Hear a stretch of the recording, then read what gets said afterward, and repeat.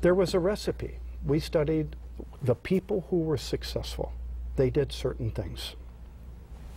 Had a therapist. They had to be in group psychotherapy with a therapist. They had to go to a 12-step meeting. And what became further defined for us is that it was just as you said. You know, I'd go to meetings and it didn't work. I'd hear that. Well, I'd have you got a sponsor? Well, no. Did you ever give a meeting? No. Did you ever do service? What have you? It's really about getting involved in the process. Yeah. Did you ever do the steps? Right. 12 steps is about 12 steps. You gotta do that. You can't just attend. Right. But we found when I started doing, after we did that, and I started taking this recipe and doing it with hospital people, patients, and following them. Right. The people who did that, they didn't slip. We found like 23–24% get the steps 1 through 9 in 18 months, and virtually nobody slipped if they did the work.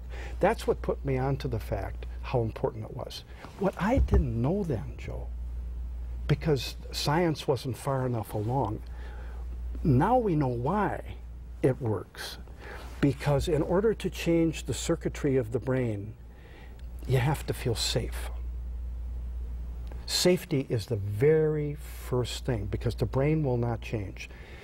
And so, like for example, Amnesty International could not get torture victims to get into therapy until they put them in a room with other torture victims.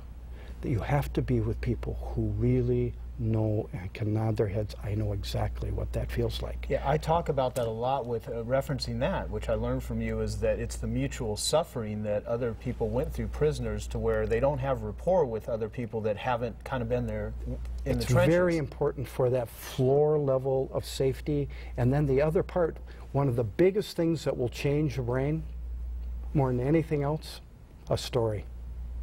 Which is what the 12 steps are about, because the story is the most cognitively complex. In other words, it's the hardest thing a brain does, is to assemble a story.